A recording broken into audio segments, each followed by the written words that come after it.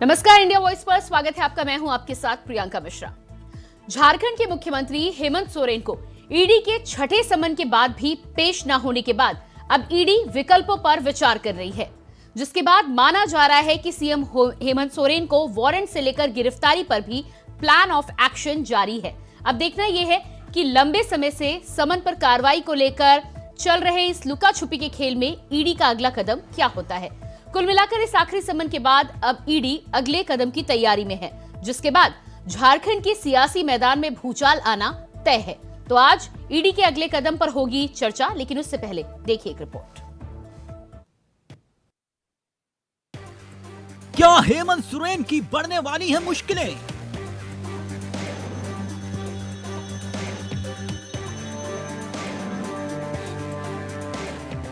क्या ईडी लेगी अब हेमंत सोरेन पर बड़ा एक्शन?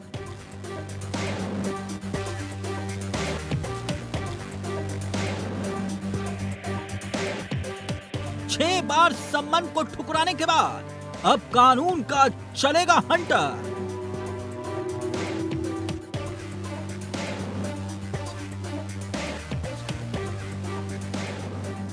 क्या झारखंड में कुछ बड़ा होने वाला है?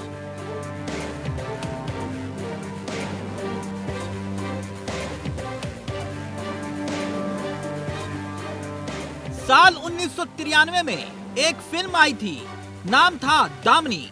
लीड रोल में थे ऋषि कपूर और सनी देओल। ये फिल्म जितनी सुपर डुपर हिट हुई, उतना ही इस फिल्म के एक डायलॉग ने सुर्खियां बटोरी, जो सनी देओल पर फिल्माया गया था। दरअसल फिल्म में कोर्ट रूम में सुनवाई के बार बार मिलती तारीखों से सनी देओल चिढ़ जाते हैं और फिर कहते हैं तारीख पर तारीख, तारीख पर तारीख। सिर्फ तारीख पर तारीख मिलती रही, लेकिन इंसाफ नहीं मिला मैलॉर्ड। तारीख तारीख पर तारीख, तारीख पर तारीख, तारीख पर तारीख मिलती रही है, लेकिन इंसाफ नहीं मिला मैलॉर्ड। इंसाफ नहीं मिला, मिली है तो सिर्फ ये तारीख। दामिनी फिल्म का ये डायलॉग झारखंड की सत्ता में काबिज हेमंत सोरेन पर बाखूबी फिट बैठ रहा है। सीएम साहब को लगातार ईडी पूछताछ के लिए बुलाती है, तारीख देती है, तलब करती है, लेकिन मिलती है तारीख पर तारीख। मगर सीएम साहब हैं कि पेश नहीं होते। 6 बार नोटिस देकर तलब करने के बाद भी मुख्यमंत्री हेमंत सोरेन ईडी के सामने पेश नहीं हुए। ऐसे में सवाल ये कि अब क्या ईडी कोई बड़ा एक्शन लेने जा रही है? कानून क्या कहता है? ईडी के सामने कानूनी विकल्प क्या बचते हैं? क्या वाकई में बार बार ईडी के सम्मन को ठुकराकर कानून तोड़ने के लिए सीएम साहब आमादा क्यों हैं? क्या कानून इस बात की तस्दीक भी करता है कि सीएम साहब की गिरफ्तारी भी हो सकती है? देश के तमाम वकील इस मामले पर क्या कुछ कह रहे हैं, वो आगे आपको बताएंगे। मगर उससे पहले ये जान लीजिए कि देश में हुए कथित जमीन घोटाले और मनी लॉन्ड्रिंग के मामले में ईडी ने कब कब सीएम साहब को सम्मन जारी किया। 8 अगस्त 2023 को सीएम साहब को पहला नोटिस मिला। 14 अगस्त को उन्हें तलब किया गया था, लेकिन मुख्यमंत्री नहीं आए।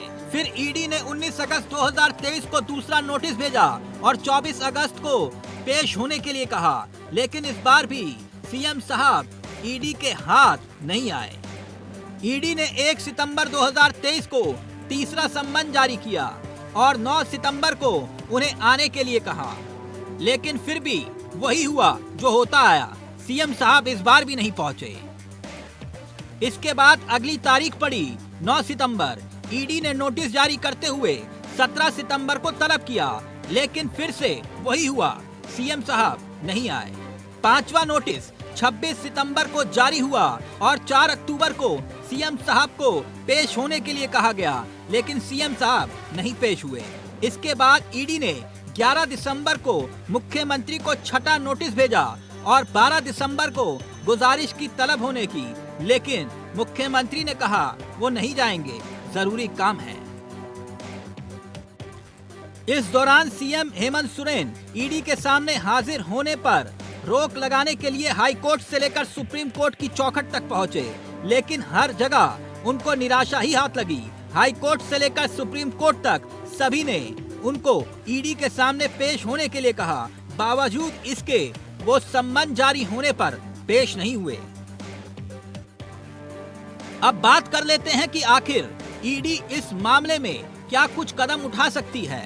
कानून के जानकारों की माने तो ईडी के पास ये अधिकार है कि वो इस मामले में अब सीएम हेमंत सोरेन की गिरफ्तारी के लिए कोर्ट का वारंट ले आए। ईडी की तरफ से कोर्ट ने सीएम के खिलाफ गैर जमानती वारंट जारी किया जा सकता है। सुनिए क्या कहना है देश के जाने माने वकीलों का। देखिए, ये छठवां ऐसा मौका है जबकि इन्फोर्समेंट डायरेक्टरेट ने हेमंत सोरेन जी के अगेंस्ट समन्स इशू किए हैं। पिछले 5 मौकों पर हेमंत सोरेन जी ईडी के सामने, इन्वेस्टिगेटिंग ऑफिसर के सामने अपीयर होने में फेल हो गए और उनकी अपील्स भी जो थी इन समन्स के अगेंस्ट वो हाई कोर्ट और सुप्रीम कोर्ट में खारिज हो चुकी हैं। तो इन परिस्थितियों में देखिए, एक ईडी के सामने ऑप्शन खुला हुआ है कि वो अरेस्ट की तरफ जा सकते हैं डायरेक्टली, लेकिन ये इस चीज़ पर भी डिपेंड करता है कि उनको समन्स किस सेक्शन में इशू किए गए हैं। एक ऑप्शन ये भी है कि इन्वेस्टिगेटिंग ऑफिसर खुद भी हेमंत सोरेन जी के ऑफिस या रेजिडेंस में जाकर उनसे पूछताछ कर सकते हैं। और एक ऑप्शन ये भी खुला है इन्वेस्टिगेटिंग ऑफिसर के पास कि वो कोर्ट्स के through non bailable warrants issue करा सकते हैं और उस कंडीशन में अगर हेमंत सोरेन जी उस पर कंप्लाई करने में फेल होते हैं तो उनकी गिरफ्तारी एक तरीके से लीगली वैलिड हो जाएगी। बहरहाल ईडी इस मामले में आगे क्या कुछ कदम उठाती है ये तो अब आने वाला वक्त ही बताएगा।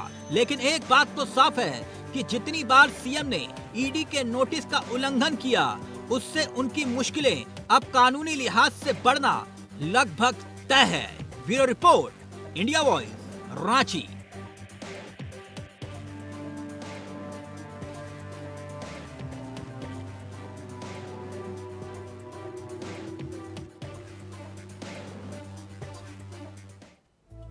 तो ईडी और सीएम हेमंत सोरेन के मामले पर एडवोकेट सामंत खुर्जा का क्या कुछ कहना है, पहले आपको वो सुना देते हैं। के आरोप में घिरे झारखंड के मुख्यमंत्री हेमंत सोरेन के खिलाफ ईडी के लगातार नोटिस के बाद भी ईडी में पेश ना होना कहीं ना कहीं बहुत बड़े सवाल खड़े कर रहा है। लगातार 6 बार नोटिस के बाद भी झारखंड के जो मुख्यमंत्री हेमंत सोरेन हैं वो ईडी दफ्तर में जवाब देने तक नहीं गए हैं। ऐसे में संभावना जताई जा रही है कि अब ईडी जो है वो अगला कदम उठा सकती है। ऐसे में क्या कानूनी प्रक्रिया हो सकती है, एक बतौर मुख्यमंत्री होने के नाते उनके खिलाफ किस तरह की कानूनी कार्रवाई की जा सकती है, इसको लेकर के हम आज मौजूद हैं। रोहिणी कोर्ट से हमारे साथ वकील हैं जिनका नाम है समर्थ कुकरेजा, जिनसे हम जानेंगे कि किस तरह की कानूनी प्रक्रिया है और कैसे कानूनी प्रक्रिया के तहत जो ईडी है वो मुख्यमंत्री के खिलाफ अगला कदम उठा सकता है। हेमंत जी, समर्थ जी, सबसे बड़ी चीज़ 6 बार नोटिस का जवाब ना देना, पेश ना होना, कैसे देखते हैं इसको? 6 बार नोटिस का जवाब न देना बहुत बड़ी बात है। आपने नॉन कंप्लाइंस की ऑर्डर्स को, आपने सिर्फ ईडी को ना करते हुए आपने हाई कोर्ट, सुप्रीम कोर्ट को अपने ऑर्डर्स को जो है नॉन कंप्लाइंस की है। नाउ ईडी बेसिकली क्या है? ED is a federal government organisation. ED is basically a members of investigation team. वो इन्वेस्टिगेट करती है और आपको आना होता है and then they will decide कि आप पे जो है एलिगेशन लगते या नहीं लगते। ना 6 बार सम्मान एक बहुत बड़ी बात है। एक बार या 2 बार मैक्सिमम में जो है एक पर्सन को जो है irrespective he is the political party और any of the Bollywood parties और any of the star person of the country, आपको जो है सम्मान को उनको जो है कंप्लाइंस करना ही होता है। But in that case 6 orders, 6 bar summons गए हैं, आपने कंप्लाई नहीं किया, आप हाई कोर्ट अप्रोच कर रहे हैं, सुप्रीम कोर्ट आप अप्रोच कर रहे हैं। This is not to be tolerable in the such a country of India where जहाँ पे आपको लॉस को अवॉइड ही नहीं कर रहे आप। क्या कहेंगे, जिस तरीके से लगातार 6 बार पेश नहीं हुए हैं, अब ऐसे में क्या कानूनी प्रक्रिया अपनाई जा सकती है और वो भी बतौर मुख्यमंत्री होने के नाते किस तरह की कानूनी प्रक्रिया का प्रावधान है? कहा गया कि अब जो है 6 बार ही आपने इसको कंप्लाइंस नहीं किया है तो पर्सन शुड बी अरेस्टेड। आज भी हम देख सकते हैं, हमारा कल का आर्टिकल था इसमें, आई गेस कल या परसों का, the person may gate arrested. मैं नाम नहीं लूँगा बार बार इसका, लेकिन the person may gate arrested. And obviously 6 बार अपने समन्स को आपने फॉलो ही नहीं किया है, कंप्लाइंस नहीं किया है, यहाँ पे तो कानून ही बोलता है कि आप अरेस्ट ही कर लिए जाएंगे ऐसे में तो। क्योंकि आमतौर पर जैसा आपने भी कहा कि 6 बार नोटिस भेजना बहुत बड़ी बात होती है, तो लगता नहीं कि एक मुख्यमंत्री होने के नाते ईडी ने भी ज़्यादा समय दे दिया उनको अपना समय रखने के लिए? बिल्कुल है जी, जहाँ पे हमारा कभी ये लॉ कहता ही नहीं है कि आप 6 बार ही किसी को दे सकते हो अपॉर्चुनिटी। हमारे सीएम साहब ने ये बोला कि शायद उनका कोई पहले टूर था, that is why he skip the appearance in the ED. उसके बाद 12th को the last date was given to him, 12th के लिए, 12 दिसंबर के लिए, कि has to approach to the ED now. In spite of that छठे वाला भी जो उन्होंने कंप्लाई नहीं किया। सुप्रीम कोर्ट ये कह रही है, हाई कोर्ट ये कह रही है कि आप कंप्लाइंस तो करिए एटलीस्ट ऑर्डर्स को, समन्स को कंप्लाइंस तो कम से कम करिए, आपने वो भी कंप्लाइंस नहीं किया। तो यहाँ पे जो है ऑब्वियसली अरेस्ट तो बनता ही यहाँ पे। तो क्या कहेंगे हम जिस तरीके से, क्योंकि मनी लॉन्ड्रिंग के आरोप भी लगे हैं, भ्रष्टाचार के आरोप लगे हैं, ऐसे में लगातार पेश ना होना कहीं ना कहीं उनके जो आरोप हैं उसको भी कहीं ना कहीं एक बल देने का काम करता है। 25 करोड़, 100 करोड़ और मेरे ख्याल से 25 करोड़, 100 करोड़, एक और भी 10 करोड़ के आसपास जो है घोटाला हुआ गया इसके अंदर। मैं ये नहीं कहता कि गलती करी गई है, लेकिन एटलीस्ट आप इसको वेरीफाई तो करवाइए। देखिए जी, इस 300 करोड़ की जनता के अंदर 1000 करोड़ का घोटाला माइनिंग के अंदर सिर्फ, बहुत बड़ी बात है। इसमें उनके ऊपर एक जो लगा था प्रोटेक्शन मनी का भी जो इनके ऊपर खिलाफ लगा हुआ है, 3 person were involve. One was mister Mishra, one was mister Pankaj and एक और थे बंदे, मुझे याद नहीं आ रहा। प्रोटेक्शन मनी को दिया गया which was never to be allowed by the CM to give the person जो उनके पास उनको बिलोंग करता हो, आपने उनको भी दी है। इतना बड़ा amount, it's a huge money. ऐसे में आपका बनता है कि आप एटलीस्ट हम सबको, पब्लिक को आप एटलीस्ट ट्रांसपेरेंट तो रहिए कि आपने गलती नहीं करी है इसके अंदर। अच्छा, आखिरी सवाल कि क्या मैसेज जाता है और कानूनी प्रक्रिया के तहत ईडी को क्या करना चाहिए अब इस 6 बार नोटिस के जवाब ना देने के बाद कानूनी प्रक्रिया के तहत क्या करना चाहिए? प्रोटोकॉल्स तो देखो ये कहते हैं कि 6 बार तो पहली बार बनता ही नहीं है। मैं अगर आप पे बिल्कुल अनबायस्ड रहूँ, एक अनबायस्ड एडवोकेट रहूँ, मैं 6 बारी आज तक बहुत कभी देखा ही नहीं मैंने आज तक कि 6 बारी आपने किसी को प्रोड्यूस कर दिया, पर्सन अपीयर नहीं किया। And at last ED should take the prompt steps, ED should take the stringent steps.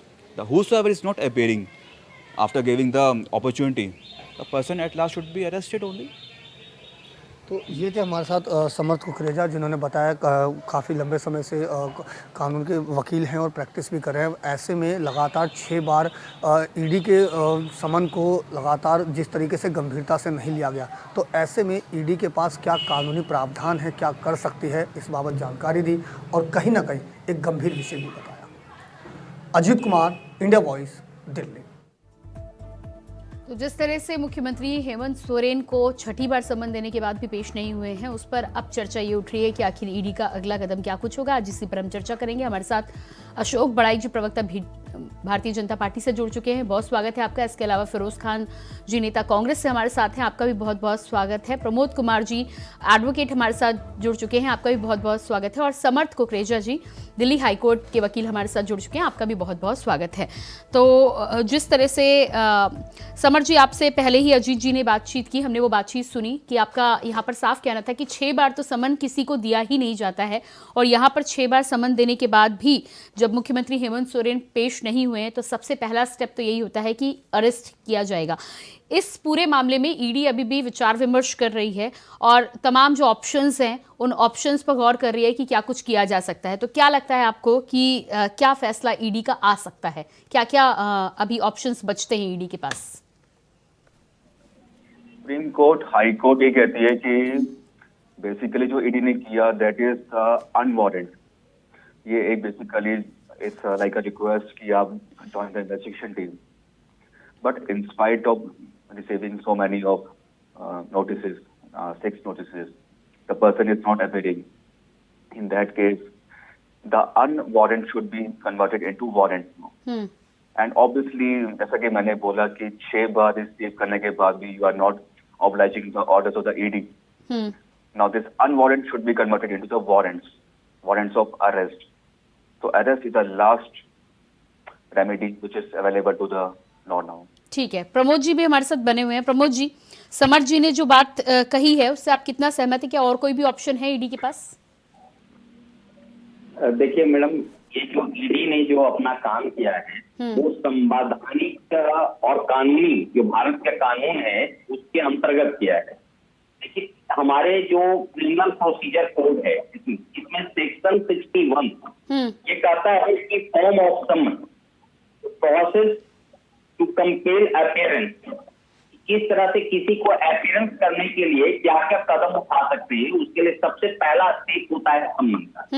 तो इनको सम्मन दिया गया और 6 बार दिया गया, जो कि एम्पल अपॉर्चुनिटी बनता है किसी भी एक्यूज को देने की।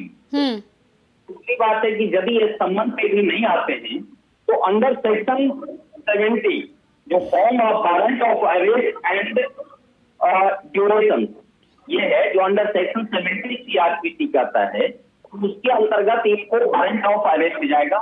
और कई बार ऐसा भी होता है कि जब वारंट ऑफ अरेस्ट पे भी नहीं आता है तो सेक्शन 80 आता है, 82, जिसको कहते हैं प्रोसेम ऑफेंडर, जो भगवान हो जाता है। कई मुश्किल होता है कि अरेस्ट का उनके पास गया और वो छुप जाते हैं, अंडरग्राउंड हो जाते हैं। तो ऐसे स्थिति में जो है उसको 82 का है। और 83 होता है कि जब अंडरग्राउंड की बात में नहीं आते हैं तो आपकी प्रॉपर्टी को जब्ती कुर्की किया जाता है। तो ये सारी जो प्रोसेस है जो हमारे क्रिमिनल प्रोसीजर कोड में है वो ईडी के सामने है और ईडी इसको बहुत अच्छी तरह से जानती है। लेकिन यहाँ पे बात शिबू सोरेन का आता है जो झारखंड के सीएम है, वो एक संवैधानिक पद पे, तो जो संवैधानिक पद पे होते हैं उनके लिए थोड़ा सा जो एजेंसियां होती है, चाहे वो पुलिस ऑफिसर होता है या कोई भी ईडी या सीबीआई जैसे एजेंसी होती है, वो बहुत सावधानी बरतती है। इसको सावधानी बरतते हुए कि इनको इस तरह का नहीं हो तो उसका एक हो सकता है कोर्ट से वो वारंट इश्यू करवाए। तीसरी चीज आप लोग देखते होंगे कि देखिए हेमंत सोरेन जैसे संवैधानिक पद के लोग, उन्होंने शपथ गाई है, भारत के संविधान की गरिमा को रखते उन्होंने शपथ लिया था राष्ट्रपति के सामने कि हम भारत के संविधान का पूरा जो है हम आदर करेंगे, भारत के कानून को हम आदर करेंगे, यहाँ किसी भी तरह का सरकारी पद पे हम नहीं रहेंगे, किसी तरह का लाभ का जो है हम नहीं करेंगे।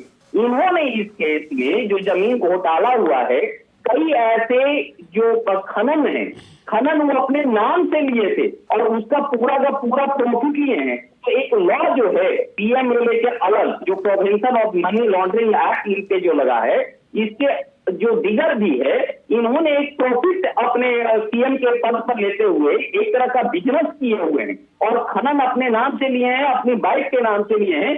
और जो एक मनी लॉन्ड्रिंग हुआ है, एक हवाला के तहत पैसा जो है ह्यूज अमाउंट गया है, इस लेवल में पूछताछ के लिए इनको बुलाया हुआ।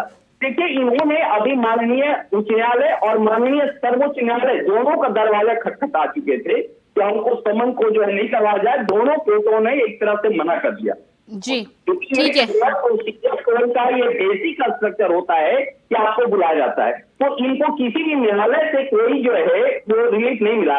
अब जो ये आनंद फानंद में पॉलिटिकल फायदा जो लेने की कोशिश कर रहे हैं, मैं समझता हूँ ईडी के पास कोई पॉलिटिकल इश्यूज नहीं होता है, उनके पास केवल एक डायरेक्टिव होता है और वो होता है क्रिमिनल प्रोसीजर कोड को फॉलो करना। ठीक तो है। मैं समझता हूँ फिरोज खान जी, अगर ये नहीं आते हैं तो इनको अरेस्ट किया जाए। जी ठीक है। फिरोज खान जी सुना आपने, आप लगातार बार बार इस बात को लेकर जिक्र करते हैं कि ईडी बायस्ड है, कहीं ना कहीं किसी के इशारे पर काम कर रही है, लेकिन यहाँ पर बायस नजर आ रही है मुख्यमंत्री जी के लिए। इतनी बार तो किसी को सम्मन ही नहीं दिया जाता है। यहाँ पर दोनों ही लोगों का कहना है, समर जी का भी कहना है और प्रमोद जी का भी कहना है, क्योंकि वो झारखंड के मुख्यमंत्री हैं, एक संवैधानिक पद पे हैं, इसलिए ईडी ने 6 बार मौका दिया, वरना 6 बार मौका आज तक किसी को दिया ही नहीं गया है। धन्यवाद प्रियंका जी, सभी को प्रणाम सलाम पत्रकार झारखंडी विभाग। देखिए ईडी का खेला तो 4 साल से झारखंड में चल रहा है। जब 5 साल 2014 से लेकर 2019 तक था झारखंड में सरकार, हमारे बीजेपी की जो हुकूमत थी झारखंड में, उस वक्त एक भी ईडी वाला नहीं आया झारखंड में, किसी को खोजने नहीं आया।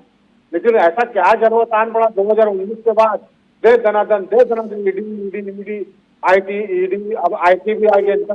हाँ तो फिरोज खान जी, इससे पहले 354 करोड़ भी तो नहीं मिले थे ना फिरोज खान जी? फिरोज खान जी, इससे पहले मिले भी तो नहीं थे ना 354 करोड़? आप बताइए 2014 से लेकर 2019 तक ईडी कहाँ थी? झारखंड में हाथी को उड़ाया गया, झारखंड में बड़ा बड़ा भ्रष्टाचार हुआ। आज भी 6 पूर्व मंत्री जो है बीजेपी के, उनके ऊपर जांच चल रहा है। उस टाइम ईडी कहाँ गई थी? उस टाइम भी तो मोदी जी की सरकार थी, उस टाइम भी तो झारखंड में बीजेपी की सरकार थी।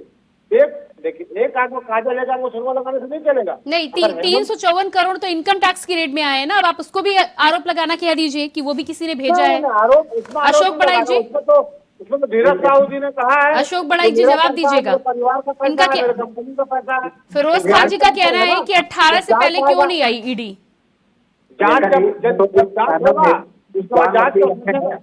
मैंने उनको दोनों का बयान को सुना, मैं उनकी बातों से 100% सहमत हूँ, उनकी बातों को हम वोट में आगे बढ़ाना चाहता हूँ।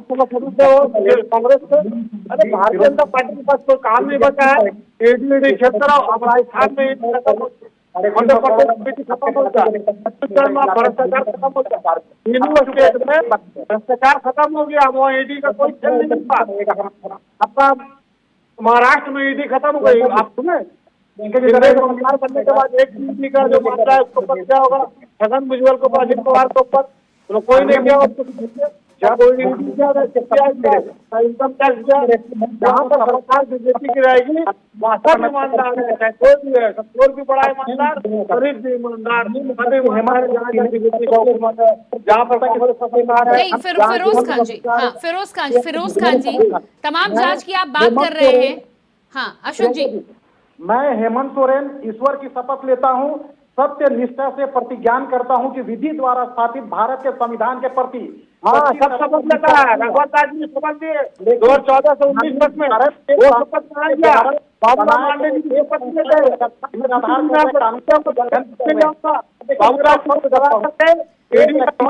बीजेपी को शामिल करा दिया। इस तरह चाहता हूँ जो आदमी बीजेपी में जाएगा उसको लेने के बाद ठीक है। फिरोज खान जी, नियम की बात पे आइए।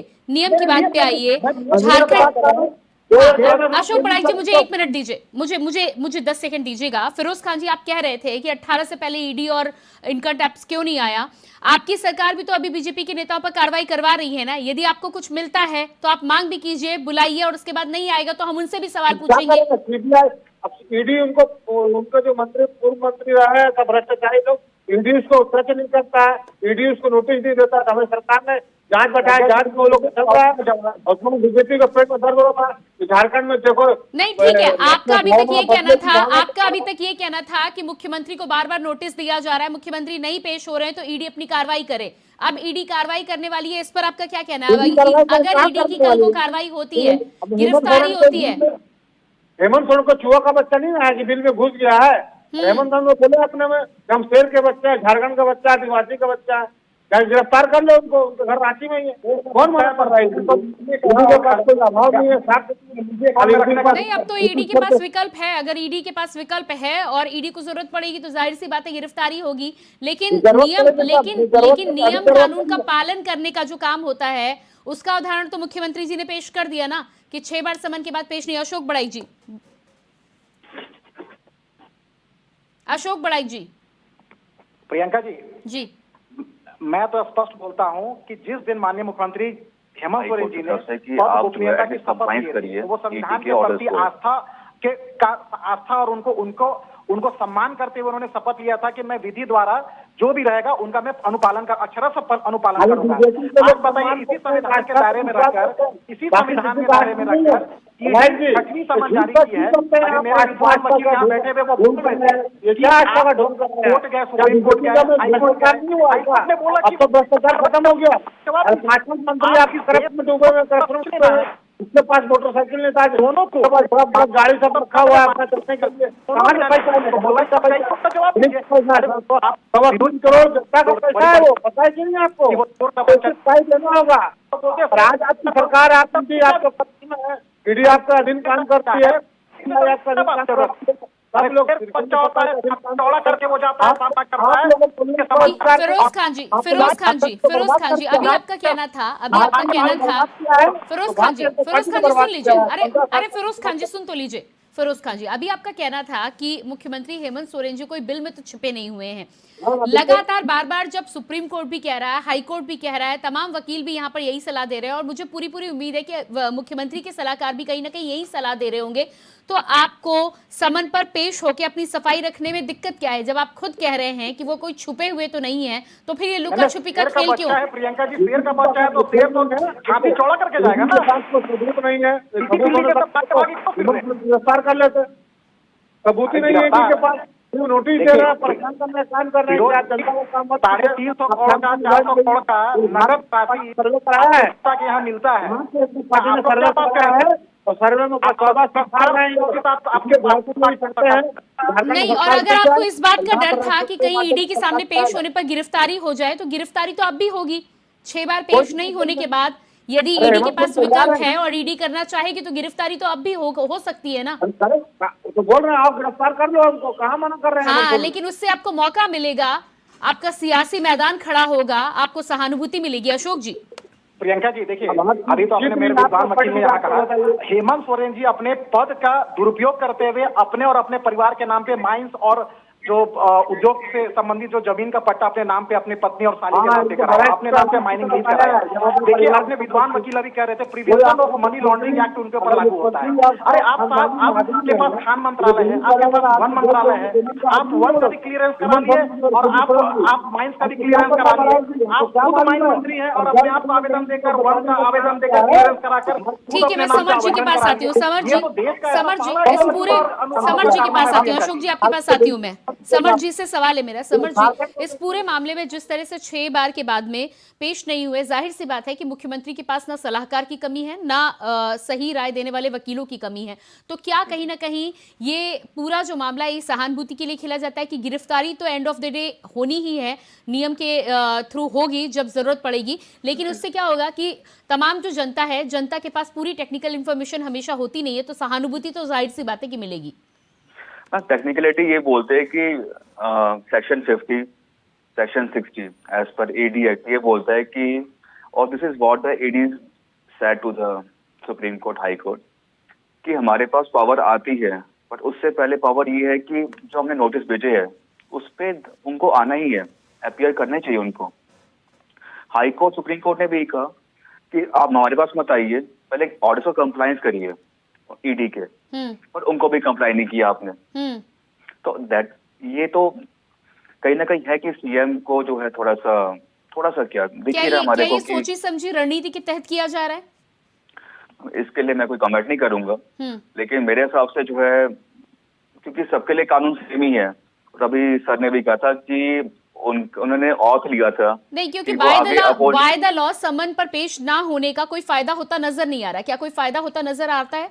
वो पहला नोटिस 14 अगस्त को गया था और आज 4 महीने हो गए हैं। इतना डिले करना जस्टिस को, और फिर छोटी मोटी बात भी नहीं है। लैंड माइनिंग का केस हुआ, मनी लॉन्ड्रिंग का केस हुआ इसमें, और अमाउंट भी छोटा मोटा नहीं है, मोर देन 1000 करोड़ रुपीज इसमें इन्वॉल्व है। तो उनका हमारा भी हक बनता है कि ट्रांसपेरेंसी होनी चाहिए। भारतीय के हर एक सिटीजन को हक बनता है कि ट्रांसपेरेंसी होनी चाहिए। कोई छोटा मोटा अमाउंट तो है नहीं है जी। इतना वक्त गुजर गया इसके अंदर, 6 नोटिस चले गए हैं, more than 4 months have been lapsed. I don't know कि इतना लेट क्यों हो रहा है। बिल्कुल प्रमोद जी, इस पूरे मामले में जिस तरह से सुनने और समझने में आ रहा है कि बार बार समन पर पेश ना होने का कोई सीधा फायदा होते हुए खाली डिले जरूर हो गया है। 4-5 महीने का जो समय है उस समय को जाया जरूर कर दिया गया है, लेकिन एंड ऑफ द डे जो प्रक्रिया ईडी को अपनानी है वो अब ईडी अपनाने के लिए स्वतंत्र भी है और आगे करेगी भी। तो क्या लगता है आपको, केवल सियासी फायदे के अलावा और कोई फायदा आप देख पा रहे हैं?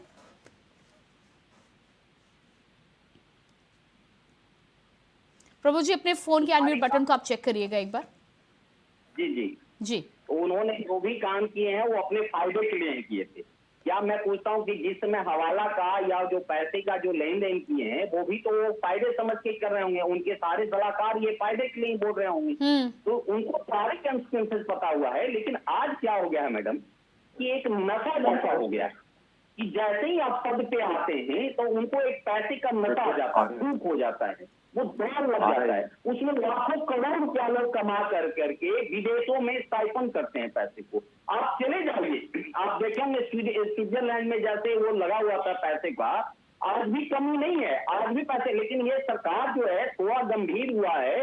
आज वो जितने भी ब्लैक पैसे हैं या जो आज हवाला के तहत के हैं तो उस पर थोड़ा सा रोक हुआ है। इसमें पहले की अपेक्षा रोक है। आप सिंगापुर चले जाइए, आप बैंकॉक चले जाइए, आप लाओस चले जाइएगा, आप देखेंगे हिंदुस्तानी जो पॉलिटिशियन का जो है उसमें ह्यूज मनी लगा हुआ है, लाखों करोड़ रुपया लगा हुआ, बड़े बड़े मॉल है उनका। निश्चित रूप से ऐसे ही हेमंत सोरेन जैसे लोगों का लगा हुआ है, बहुत पैसे लगे हुए हैं जिसकी कोई लिमिट नहीं है। आप समझिए कि हिंदुस्तान का 90% जो प्रॉपर्टी है, जो 90% पैसा है, ये 10% जैसे लोगों के पास है और वो उसका मिसयूज कर रहे हैं। तो निश्चित रूप से मैं समझता हूं कि ईडी जो है सराहनीय कदम कर रही है, लेकिन इनको अब तेजी से काम करना चाहिए कि इनको जल्दी से अरेस्ट करें। नहीं, क्या लगता है आपको कि छह समन के बाद जब ईडी अरेस्ट करने आएगी, मुख्यमंत्री ने जिस तरह से डिले किया है, एक जो तबका है जो मुख्यमंत्री का समर्थक होगा, क्या उसकी सहानुभूति मिलना तय है?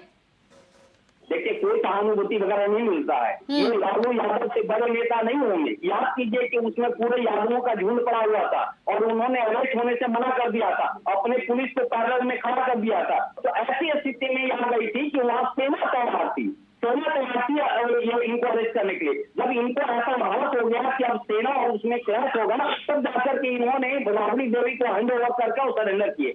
यही हालात वो करना चाहते हैं वह झारखंड में भी। कुल मिलाकर के यह कि भारत के संविधान और भारत के कानून को अपने ये मुट्ठी में करना चाहते हैं, क्योंकि आज की सरकार या ईडी ऐसे होने नहीं देगी। और जैसा कि अभी ये जो फिरोज खान साहब बोल रहे थे प्रवक्ता कि वो चूहे के ये इसमें बच्चे हैं, और वो बच्चे नहीं है, वो शेर के बच्चे हैं। वो जो काम कर रहे हैं, जो उनका तरीका है, वो चूहे का बच्चे नहीं, कीड़े के बच्चे की तरह है।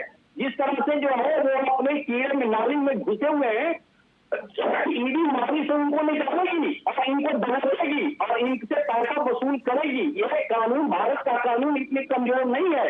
ये ऐसा नहीं है पाकिस्तान की तरह की वहां पे जो है वो प्राइम मिनिस्टर चोरी करेंगे और इंग्लैंड में जाकर के बस जाएंगे। यहाँ पे यदि कोई कुकर्म किए हैं तो उसका हिसाब किताब यही करना होगा। और ईडी कोई छोटी मोटी एजेंसियां नहीं है, उनको जानता है कि कैसे नकेल किया जाता है। ये जो लुका छिपी का जो खेल खेल रहे हैं, कानून से बच रहे हैं, ये माननीय सर्वोच्च न्यायालय में आए, हाईकोर्ट में आए और हर तरह से सोचे कि हमारी बचाव होगा, लेकिन जब इन्होंने देखा कि कहीं बचाव होने का कोई गुंजाइश नहीं है, तो हम इस तरह से जनता का जो है वो बेनिफिट लें, विक्टिम कार्ड खुले, तो ये विक्टिम कार्ड भी नहीं चलेगा।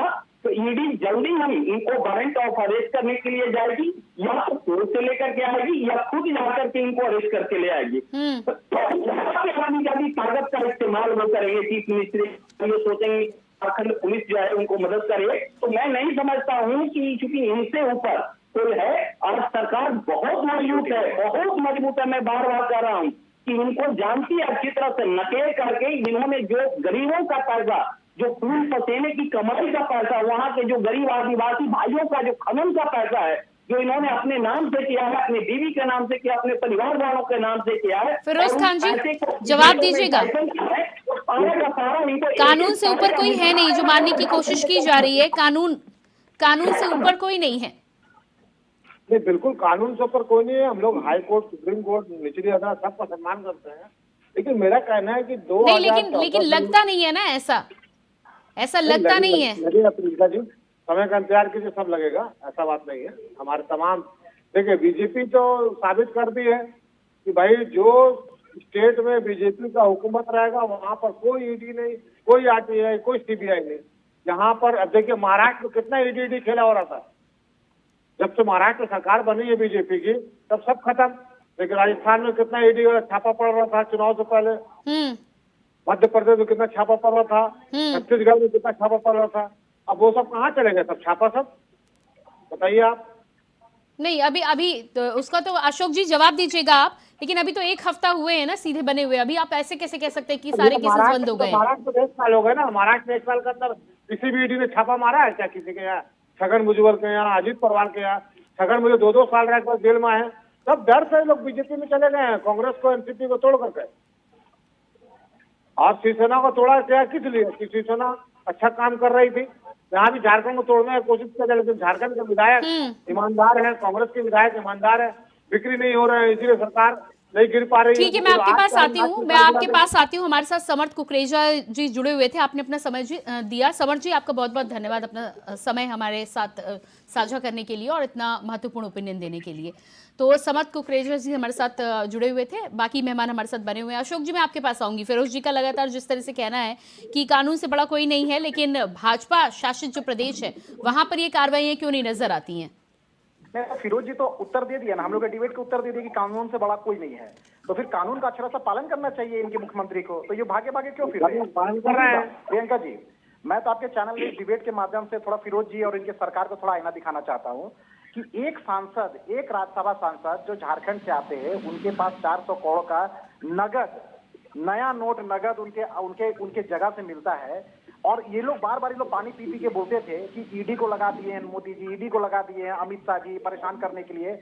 आज मैं परसों ईडी ने प्रेस कॉन्फ्रेंस करके वो उनका विज्ञप्ति ट्वीट आया था उनका कि 1,15,000 करोड़ का जब्ती किया है ईडी ने। इस देश के संपत्ति को खोखला करने वाले इस देश के जो आवाम के लिए जो पैसा था, इस देश का विकास में जो खर्च होता, उस पैसा से इन लोगों ने अपने निजी संपत्ति बना कर रखा था। उसको ईडी ने 1,15,000 करोड़ ने संपत्ति जब्त करने का काम किया है। थोड़ा फिरोज जी से मैं पूछना चाहता हूँ, क्या 1,15,000 करोड़ जो जब्त हुआ है वो इस देश के डेवलपमेंट में काम आएगा, इस देश को आगे बढ़ाने के लिए इस पैसा का उपयोग होगा? आप लोगों ने राजस्व संपत्ति बनाकर रखा था। आप जब ईडी कार्रवाई कर रही है, आपके पार्टी के सांसद के पास से आपका 70 साल का काला कारनामा, 70 साल का कांग्रेस का भ्रष्टाचार का जो आईना है वो धीरे फिरोज जी जवाब दीजिएगा। फिरोज जी जवाब दीजिएगा। अपने नेता को यदि आप किनारे कर भी दें, अपने नेता को यदि आप किनारे कर दें, तो जो वित्तीय अनियमितता होती है उसे सुधारने के लिए यदि कोई काम करे और उसके बाद 1 लाख करोड़ यदि वसूली की जाए तो इसमें आपको आपत्ति है कोई? नहीं, कोई तो वही बोल रहा हूँ। अरे भैया, विजय माल्या गांधी परिवार और वाड्रा 20,000 को बदले के बाद नहीं, क्योंकि आपके नेता पर तो सवाल उठाए जाएंगे, तो अभी आप तमाम तरह के तर्क पेश करेंगे। फिर सबसे बड़ी अर्थव्यवस्था है, आने वाले तीसरी सबसे बड़ी अर्थव्यवस्था बन गई है। हजारों हजार करोड़ लेके जनता का भाग गए हैं, उनका चिंता नहीं है इनको। अगर कोई आदमी 100 साल तक कारोबार कर रहा है, 100 साल तक उसका परिवार कारोबार कर रहा है दारू का, जब इनकम टैक्स बुलाएगा। अरे फिरोज जी पिछले 3-4 दिनों से मैं सुन रही हूँ ये बात, आप बार बार कह रहे हैं, आपको हर बार ये बात बताई जा चुकी है कि 100 साल से आप व्यापार कर रहे हो या आप 500 साल से व्यापार कर रहे हो, 400 करोड़ रुपए आप अपने पास नहीं रख सकते हैं। दीपक कुमार जी हमारे साथ वरिष्ठ पत्रकार जुड़ चुके हैं। दीपक कुमार जी आपको मैं आपको मैं दीपक कुमार जी चर्चा में शामिल करना चाहूंगी। मुख्यमंत्री हेमंत सोरेन को लेकर यहाँ पर जिस तरह से चर्चा चल रही है, फिरोज खान जी का बार बार कहना है कि 100 साल का व्यापार है, 100 साल का व्यापार है। क्या ये इस बात को जस्टिफाई करता है कि आप इतना पैसा रखें अपने पास? नहीं, यहाँ पे सबसे पहले बहुत बहुत धन्यवाद। यहाँ पे मैं 2 बात कहना चाहूंगा प्रियंका जी की। सबसे बड़ी बात कि धीरज साहू का मामला और हेमंत सोरेन का मामला 2 अलग-अलग मामला है। बिल्कुल अलग मामला है, बिल्कुल अलग मामला है, लेकिन ये मामला सिर्फ इसलिए ले आए क्योंकि फिरोज खान जी का कहना है कि भारतीय जनता पार्टी जो है वो लगातार सरकारों के पीछे पड़ी रहती है, इनके नेताओं के पीछे पड़ी रहती है, लेकिन जब ये वसूली होती है तो ये सीधे पलट जाते हैं। ये बात ये, चूंकि अब देखा जाए तो मतलब कि अभी कांग्रेस विपक्ष में है केंद्र में और भाजपा सत्ता में है, तो जिस तरह से ईडी की रेड वगैरह चल रही है देश के कई राज्यों में, चूंकि किसी एक राज्यों में नहीं, तो वह चूंकि गैर भाजपा दलों पे ही चल रही है, इसलिए कांग्रेस एक मुख्य विपक्षी दल होने के नाते ऐसा कर रही है। सवाल वह नहीं है। अगर कांग्रेस भी जब सत्ता में थी तो वह भी अपने इतिहास को उल्टा के देखे कि उन्होंने भी कितने ईडी के रेड पड़वाए हैं अपने विपक्षी पार्टियों पे। ठीक है, भाजपा रही या न रही हो, लेकिन ये सवाल ये है कि अगर ईडी रेड मार रही है और वहां से कुछ निकल रहा है तो जवाब तो देना बनता है। ईडी तो अपनी कार्रवाई करेगी ही। और जहां तक बात है कि शायद 100 साल का बिजनेस हो या ब्रिटिश टाइम का बिजनेस हो या राजा महाराजा के समय का बिजनेस हो, सवाल हमारे देश में जो बैंकिंग के रूल्स हैं या जो रेवेन्यू रूल्स हैं उसके तहत घरों में तो 354 करोड़ रुपए नहीं रखे जा सकते हैं, आप बैंक में रखिए। हाँ, ये अलग बात है कि अभी तक ईडी ने खुलासा नहीं किया है कि वो पैसे वैध हैं या अवैध हैं। अभी तो इस पे पार्टीदार चर्चा परिचर्चा ही हो रही है। ठीक है, अब मैं मुद्दे पर आ जाती हूँ, जिस मुद्दे पर हम बातचीत कर रहे हैं। मुख्यमंत्री को जिस तरह से छठा समन गया है और ईडी को लेकर विकल्प की जो बात हो रही है, अगला विकल्प माना जा रहा है। हमारे साथ प्रमोद कुमार जी भी बैठे हुए थे, हाईकोर्ट के वकील हमारे साथ समत कुकरेजा जी भी थे। दोनों का ही कहना था कि अगला स्टेप जो है वो गिरफ्तारी है। जहां तक प्रियंका जी मैं कहूंगा कि जो कोड ऑफ क्रिमिनल प्रोसीजर है 1973 उसके तहत आर्टिकल सेक्शन 41 के तहत जो है मुख्यमंत्री को गिरफ्तार किया जा सकता है, लेकिन उनको गिरफ्तार करने वाला पुलिस ऑफिसर कोई सब इंस्पेक्टर ना उससे एबव रैंक का हो। अगर कोर्ट आदेश देती है इस तरह के गैर जमानती वारंट अगर कोर्ट इश्यू करती है तो मुख्यमंत्री को गिरफ्तार किया जा सकता है। दूसरी बात यह है कि दूसरा तरीका यह कि मुख्यमंत्री को गिरफ्तार करना, क्योंकि मुख्यमंत्री कोई सामान्य व्यक्ति नहीं है, वह एक राज्य के जो है एग्जीक्यूटिव हेड हैं, वह एक निर्वाचित प्रतिनिधि है, एक राज्य के मुखिया हैं। तो इस मामले में जो है राष्ट्रपति से भी जो है उनकी भी सलाह इजाजत की जरूरत पड़ सकती है जी। लेकिन हो तो सकता है, क्योंकि 5-6 बार संबंध जा चुका है और 5 बार उसकी कहीं ना कहीं मुख्यमंत्री ने जो भी कारण रहा, व्यस्तता रही और जो भी हो उनके मन में वो नहीं गए, तो ईडी के पास तो राइट बनता है कोर्ट में जाने का। प्रमोद जी जिस टेक्निकलिटी की बात यहाँ पर दीपक कुमार जी ने रखी है कि राष्ट्रपति से सलाह ली जा सकती है, आज्ञा ली जा सकती है, और उसके अलावा डेजिग्नेशन जो है एक डेजिग्नेटेड अधिकारी जो है एक रैंक से ऊपर का, वही जा सकता है गिरफ्तारी के लिए। इसको लेकर क्या कोर्ट आदेश दे सकता है इस पूरे मामले में, ईडी यदि अप्रोच करती है तो?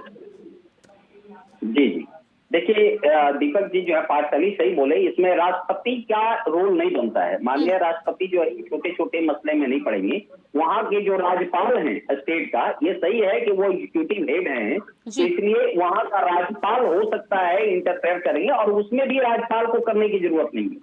यहाँ पे सीधे जो है ईडी हो सकता है कि कोर्ट में जाए, कोर्ट से इनको एनवीडब्ल्यू आएगा, एनवीडब्ल्यू नॉन अवेलेबल वारंट में ये दूसरा कंसिक्वेंसेस हो सकता है कि हेमंत सोरेन चाहेंगे अपने पुलिस का कुछ प्रोटेक्शन लेने के लिए, तो ऐसी स्थिति में क्रैश की सिचुएशन आ सकता है, तो राज्यपाल उसमें वो ले सकते हैं अपने केंद्रीय बल की सहायता या सेंट्रल गवर्नमेंट का, कि उससे ज्यादा फोर्स मांगे, क्योंकि यही सिचुएशन ऐसा बिहार में हो चुका था जब लालू यादव को बॉर्डर स्कैम में जब कोर्ट से अरेस्ट करने का हुआ था, तो एक क्रैश का सिचुएशन आया था। तो ऐसे स्थिति में यह संभावना हुआ था कि वहां पर फोर्स जाएगी, मिलिट्री जाएगी और इस तरह से जो बिहार सरकार, बिहार पुलिस को संभालेगी। ये जो सिचुएशन है क्रैश की संभावना में, जिस तरह का हालात जो क्रिएट हेमंत सोरेन करना चाह रहे हैं झारखंड में, और झारखंड पुलिस यदि इंटरफेयर उसमें करेगी, तो ऐसी हालात में या तो केंद्रीय बल उनको प्रोटेक्ट करेगा, या फिर जो है जैसा वो चाहेंगे, राज्यपाल महोदय चाहेंगे या ईडी का होगा, उस तरह से कार्रवाई करके। लेकिन ये तय है कि यदि संबंध पे ये नहीं जाते हैं तो इनको वारंट किया जाएगा, और वारंट में इनको अरेस्ट करना ही पड़ेगा। ठीक है, देखिए इनके पास एम्पल एविडेंस है कि जिसमें एक ग्रेटिफिकेशन किए हैं, इन्होंने एक प्रॉफिट ऑफ बिजनेस का काम किया, जबकि सीएम के पद होते हुए अब इसी तरह का बिजनेस में आप इन्वॉल्व नहीं होते। इन्होंने खनन अपने नाम से किया था, अपनी बीवी को और अपने परिवारों का उसमें शेयरिंग किए हैं, उसमें बिजनेस ट्रांजैक्शन हुआ है। तो ये तो देखिए बहुत नेकेड आई से देखा जा सकता है कि प्राइमा फेसाई ये एक्यूज्ड हैं, और वहां के फिरोज खान जी जवाब दीजिएगा इस पर, परिवार वालों से सीधा संबंध है, इस पर क्या कहना है आपका? जो है कानूनी कार्रवाई। फिरोज खान जी, आप सुन तो रहे हैं प्रमोद कुमार जी ने क्या कुछ कहा है कि जिस तरह से खनन मामले में परिवार के लोग उसमें संलिप्त हैं, परिवार के लोग उसमें जुड़े हुए हैं, तो ऐसे में सवाल करना तो बनता है ना? नहीं, एकदम सवाल होना चाहिए, क्यों नहीं होना चाहिए। मेरा कहना यही है कि आज जो खनन का मामला नहीं, लेकिन सवाल का जवाब देने को कोई तैयार नहीं है ना। नहीं, क्यों नहीं देंगे जवाब? बिल्कुल, खनन अगर है पट्टा, अगर तो पट्टा तो आपने हटा दिया, हेमंत सोरेन जी ने लीज को जो था रद्द कर दिया अपना, तो नहीं है आपका, तो पहले का था। उसके बाद वो जो मामला सामने उजागर हुआ उसका उन्होंने कर दिया। इतने पुराने पार्टी के नेता हैं, उनको क्या चीज का जरूरत है बताइए? ये तो आरोप लगाया जा रहा है ना, सिर्फ उनके फादर जल जंगल जमीन के लिए पूरा लड़ाई उनके पूर्वजों ने लड़ाई लड़ा, सबको लड़ने के बाद आज झारखंड राज्य अलग हुआ। झारखंड राज्य ऐसे नहीं मिला है। 2000 में झारखंड प्रमोद कुमार जी जो कह रहे हैं कि एम्पल एविडेंस है, उसको आप कह रहे हैं कि आरोप लगाया जा रहा है। आज भी कहने का मूलभूत सुविधा, आज हेमंत सोरेन की सरकार जो 4 साल में काम किया है, वो बीजेपी वालों ने 16 साल में काम नहीं किया, 17 साल में काम नहीं किया। सबसे ज्यादा हुकूमत बीजेपी के लोग की है झारखंड में। इसीलिए फिरोज खान जी मलेरिया और डेंगू से जिस तरह से झाड़ फूक करके बच्चे मर रहे हैं, वो भी देखा होगा आपने, जिस पर आपके ही अधिकारी, आपके ही पार्टी के लोग कहते हैं कि इससे सरकार की नींद खुलेगी। अशोक जी जवाब दीजिएगा। नहीं, सरकार का विरोध जी हमारे अधिकारी गए बोला कि शिबू सोरेन जी ने जल जंगल जमीन को बचाते हुए इस राज्य का अलग किया। मैं फिरोज जी को थोड़ा आईना बता दिखाना चाहता हूं कि नरसिम्हा राव जी की सरकार में करोड़ों रुपया जो अपने निजी खाता में लेकर झारखंड आंदोलन को बेचने वाले कौन थे? शिबू सोरेन और जेएमएम के सांसद लोग थे। थोड़ा मैं आपको याद दिलाना चाहता हूं। उनके कारण कब्जे के तक नहीं झारखंड धन्यवाद देना चाहिए, अटल बिहारी वाजपेयी को और भाजपा को धन्यवाद देनी चाहिए। झारखंड उनके कर्तव्यों से हुआ है। शिबू सोरेन और आंदोलन देखने का काम किया था 3 करोड़ में, प्रियंका जी मात्र 3 करोड़ लोगों को झारखंड का आंदोलन को बेचने का काम किया था, झारखंड की अस्मिता का काम किया था। दूसरी बात, विरोध ने कहा कि 4 सालों में जितना विकास का काम हुआ जितना उतना पिछले कई सालों में नहीं हुआ। जी को मैं थोड़ा याद दिलाना चाहता हूँ, कहाँ गया वो कहाँ गया 132 अभियान, कहाँ गया संख्या नीति, कहाँ गया KPSC JSSC का वैकेंसियां, आज मोरबा के मैदान में और सड़क पर अरे जो रघुवर दास जी की सरकार नियोजन नीति लाई थी जिसके साथ हजारों हजार युवाओं को यहाँ झारखंडी युवकों को लड़कियों को रोजगार देने का काम किया था, उसको भी आपने महंगे वकील रखकर आप उसको रद्द करने का काम किया। अरे मैं तो धन्यवाद देना चाहूंगा छात्र छात्राएं को, उन्होंने अपने झारखंड के पैसे से अपने चंदा इकट्ठा करके सुप्रीम कोर्ट में डिग्री कराकर अपने पक्ष में उन्होंने कराया और जाकर यही जी की सरकार और फिरोज जी की सरकार बड़े बड़े कटआउट लगाकर उनको नियुक्ति पत्र देने का काम किया। अशोक बड़ाई जी, मुद्दे पे वापस आते हैं। अशोक बड़ाई जी मुद्दे पर वापस आते हैं। हेमंत सोरेन जी को जिस तरह से ईडी के अब अगले कदम की बात हो रही है, ईडी का अगला कदम क्या होगा ये तो आने वाले समय में पता चलेगा, लेकिन जिस तरह से आपकी पार्टी लगातार राज्यपाल से बर्खास्तगी की मांग कर रही थी, विधानसभा सत्र के दौरान आरोप पत्र भी आप लेकर आए थे, आगे आपकी क्या योजना है? देखिए प्रियंका जी, मैं और मेरी पार्टी लगातार झारखंड को खोखला करने वाले, झारखंड में सत्ता जो प्रचार संपत्ति जो सत्ता जो चल रही है उसके खिलाफ भाजपा मुखर होकर उनके खिलाफ आंदोलन करते रहेगी। विधानसभा में भी अभी विधानसभा भी चल रही है, विधानसभा में भी लगातार भ्रष्टाचार के खिलाफ हमारे विधायक पूरे भाजपा के विधायक पूरा मुखर होकर उनका विरोध कर रहे हैं और सड़क पे भी कर रहे हैं। जिस तरह से आम आवाम, गांव, गरीब, किसान, मजदूर और जल जंगल जमीन का नारा देकर इन लोग झूठे वादे, झूठे नारे के साथ में लोग सत्ता में आए, आज वही झारखंड नहीं, लेकिन फिरोज खान जी का तो साफ कहना है कि उन्होंने इतना विकास कर दिया कि आप डर रहे हैं। अरे विकास कहाँ किए हैं? एक रोजगार दे पाए हैं प्रियंका जी? पूछिए जरा, इनके नियोजन क्या है? ये भी कौन दे रहा है? 2 लाख नौकरी कहाँ है? 15 लाख रुपया कहाँ है? 2 करोड़ रोजगार कहाँ है? फिरोज जी, आपकी नियोजन नीति क्या है? नियोजन नीति बताइए, नियोजन नीति है आपकी? आप नियोजन नीति नहीं बना पाए हैं तो आप नियोजन आप लोग बताए ना, आप लोग झारखंड को क्या दिया है? फिरोज जी आप ना बोले कहाँ है? देखिए हिंदू मुसलमान आदिवासी झूठ बार बार नहीं है। झारखंड के युवा, पढ़े लिखे युवा, आदिवासी लोग हैं, 5 लाख युवाओं को रोजगार देने की बात करते हैं, नौकरी देने का बात करते हैं, 14 लोग एक भी रोजगार दे पाए। अरे आपकी नियुक्ति क्या है? आप जो शिक्षक नियुक्ति दिए हैं, नियुक्ति पत्र हैं माननीय मुख्यमंत्री, बड़े बड़े कटआउट लगाकर सुप्रीम कोर्ट में अपने पक्ष में डिग्री करा कर आकर 2014 में जो नियोजन नीति बनी थी रघुवर दास जी ने बनाया था, जो नियुक्तियां हुई थी उसको आप लोगों ने जामा बनाने का काम किया है आप लोग, और आप उस नियुक्ति को बड़े बड़े महंगा सुप्रीम कोर्ट को वकील रखकर आप उसको रद्द कराने में लगे थे, युवाओं का अधिकार छीनने का काम कर रहे थे।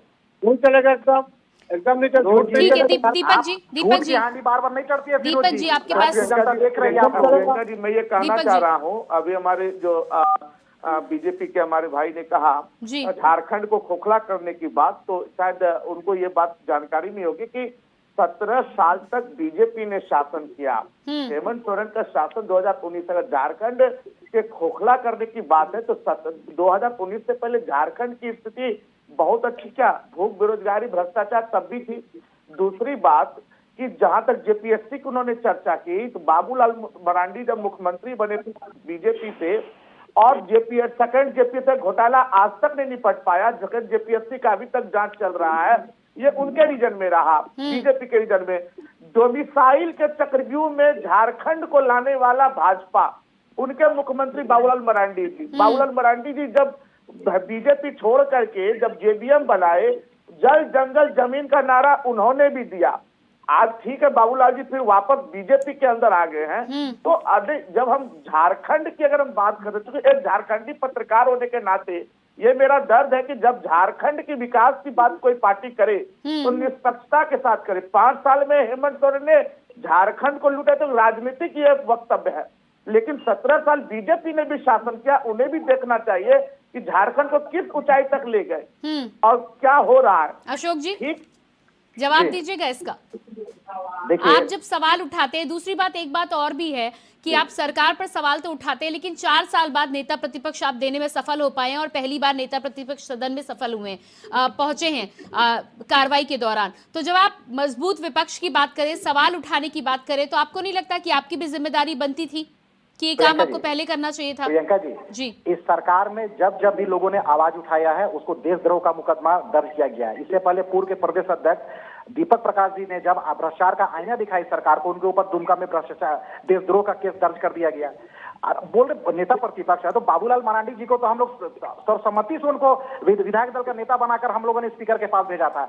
इन लोगों को डर था प्रियंका जी, इन लोगों को डर था कि बाबूलाल मरांडी जी पूरे सोरेन परिवार को किला को ध्वस्त किए हुए हैं, इनको इतिहास याद है, इसलिए वो डरते थे अगर नेता प्रतिपक्ष बना दिया जाए तो संथाल परगना में जेएमएम और कांग्रेस का सुपड़ा साफ हो जाएगा। उन्होंने शिबू सोरेन को हराया था, बाबूलाल मरांडी जी ने, उन्होंने रूपी सोरेन को हराया, संथाल परगना में भाजपा का झंडा को बुलंद करने का काम किया है। ये लोग को डर था कि अगर बाबूलाल मरांडी जी को नेता प्रतिपक्ष का अगर हम लोग दर्जा दे देंगे तो फिर से वो इतिहास को वो दोहराने का काम करेंगे, इसलिए उन्होंने साजिश के तहत इन लोगों ने उनको नेता प्रतिपक्ष बनने नहीं दिया।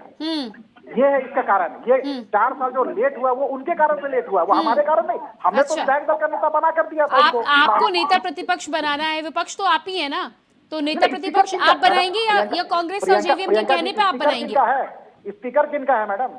स्पीकर थोड़ा पूछिए ना, स्पीकर किनका है? स्पीकर किनका है? वो किनके इशारे पे काम करते हैं? हाँ, वो ठीक है, लेकिन जो टेक्निकल बात वहां पर फंसी थी उसके बाद आपको आखिर दूसरे को चुनना पड़ा है ना, तो ये काम आप पहले नहीं कर सकते थे? मैडम प्रियंका जी, जब चुनाव आयोग ने स्पष्ट कर दिया कि पार्टी का विलय हो चुका है, पार्टी का विलय हो गया, वो बीजेपी के विधायक है, तो फिर उनको उतना टेक्निकल की बात क्या थी? और भाजपा के विधायकों ने उनको नेता चुना था, विधायक दल का नेता चुना था। तो जब कोई सबसे बड़ी दल, दूसरी सबसे बड़ी दल के विधायकों ने चुनकर उनको नेता बनाया, विधायक दल का नेता बनाया है, तो स्पीकर साहब किन किन निर्देश पर उनको रोकने का काम कर रहे थे, जरा बताएंगे? नहीं, मैं दीपक जी के पास आती हूँ इस मामले को लेकर। दीपक जी, इस मामले को लेकर जिस तरह से ये कह रहे हैं कि स्पीकर ने इसमें अड़ंगा लगाया था, जब वो विलय हो गया लेकिन वो चुन के तो दूसरी पार्टी से आए थे। दीपक कुमार जी, इस मुद्दे को जरा स्पष्ट करिएगा। प्रियंका जी, मैं ये स्पष्ट करना चाहता हूँ कि जब जेबीएम के अंदर 3 विधायक चुन करके आए, एक बाबूलाल मरांडी जी, प्रदीप यादव और बंधु तिर्की। बंधु तिर्की और प्रदीप यादव कांग्रेस में चले गए और बाबूलाल मरांडी भाजपा में चले गए। तो यहाँ पर इलेक्शन कमीशन का आया कि पार्टी का विलय हो चुका है, लेकिन यहाँ पे हो जाता है कि बहुमत किसके साथ है, बात होती है। तो यहाँ पे क्या हुआ कि कांग्रेस में चले गए बंधु तिर्की और प्रदीप यादव, तो चूंकि यहाँ महागठबंधन के वो हिस्सा होने के कारण अब बाबूलाल मरांडी वहां पड़ गए, तो स्पीकर का ये विशेषाधिकार है, ये उनका मामला बनता है कि वह उसको बीजेपी के लीडर के रूप में मान्यता देंगे कि नहीं, क्योंकि वो जेबीएम के टिकट पे चुनाव लड़े। तो ये मामला लटक गया, और जिसको लेकर के हमारे भाई साहब जो है बीजेपी के, वो बोल रहे कि स्पीकर किसके इशारे पे काम करेंगे। मैं उनको याद दिलाना चाहूंगा, जब रघुवर दास की सरकार थी, यही बाबूलाल मरांडी के 4 एमएलए भाजपा में शामिल हो गए, जिसको लेकर के बाबूलाल जी लड़ते रहे, 4 साल तक लड़ते, लेकिन बीजेपी के उस समय के जो स्पीकर थे उन्होंने भी बाबूलाल को नहीं सुना, जेबीएम को लटका के रख दिया था। तो यहाँ पर तो स्पीकर जो होता है, हालांकि ये निष्पक्ष पद है, लेकिन चूंकि बहुमत की जो पार्टी होती है उन्हीं का स्पीकर होता है, सभी स्पीकर वैसे ही करते हैं। ठीक है, अब आपसे सवाल दीपक जी ने ये पूछा था कि जब आप 4 साल का ब्यौरा देने की बात करते हैं और खोखला होने की बात करते हैं, तो अपने 17 साल आप भूल जाते हैं। हाँ, ये बात तो पूछिए, बात तो उनको बोलना चाहिए, ताकि 17 साल में कितना खोखला हुआ है, कितना विकास हुआ झारखंड का। जी अशोक जी, जवाब दीजिएगा। इनको थोड़ा याद दिला दो कि पिछले 17 साल बोलते सबसे ज्यादा है। मधु कोड़ा माननीय मुख्यमंत्री मधु कोड़ा जी थे। मधु कोड़ा के समय में 4000 करोड़ का घोटाला कौन किए थे? वो भाजपा की सरकार थी, एनडीए की सरकार थी, वो इन्हीं के कांग्रेस और झारखंड मुक्ति मोर्चा की सरकार थी।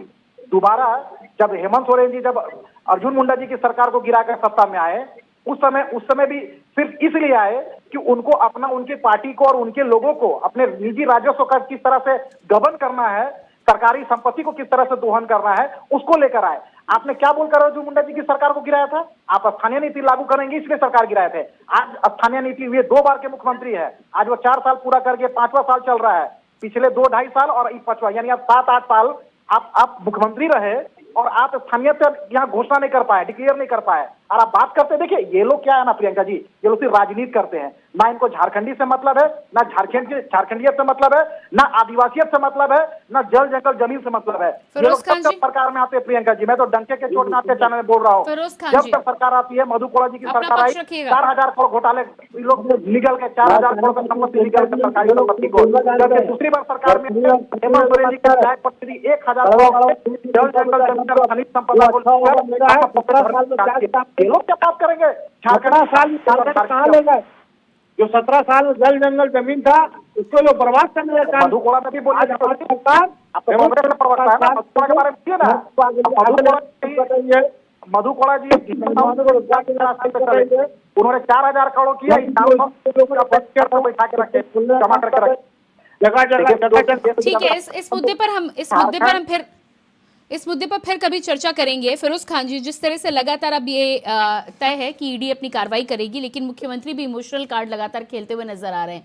क्या लगता है आपको, गिरफ्तारी का यदि वारंट आता है तो क्या कुछ रणनीति कांग्रेस की रहने वाली है? नहीं, देखिए हमारे कांग्रेस पार्टी पूरे महागठबंधन इंडिया गठबंधन साथ है, एकजुट है।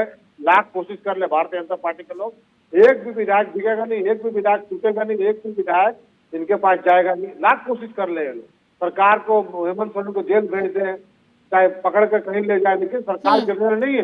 अपना हेमंत सोरेन अगर जेल जाएंगे, जेल से सरकार चलेगी, मैं कहना चाहता हूँ। और पूरा 5 साल सरकार करेगी, पूरा कार्यकाल पूरा जी। दीपक जी 5 सेकंड लीजिएगा, समय मेरे पास नहीं है। प्रियंका जी, अगर हेमंत सोरेन की गिरफ्तारी भी हो जाती है तो महागठबंधन के पास इतना बहुमत है कि सरकार के स्वास्थ्य पे कोई असर नहीं पड़ेगा। ठीक है, बहुत बहुत धन्यवाद आप सभी का देना चाहूंगी। फिरोज जी, दीपक जी, प्रमोद जी और अशोक जी, आपका भी बहुत बहुत धन्यवाद।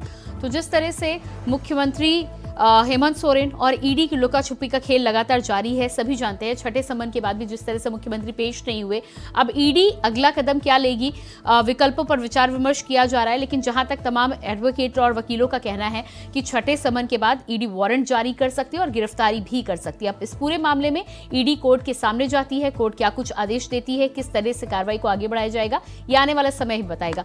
फिलहाल हमारे इस खास कार्यक्रम में इतना ही। खबरों के लिए बने रहिए इंडिया वॉइस के साथ। मुझे दीजिए इजाजत, नमस्कार।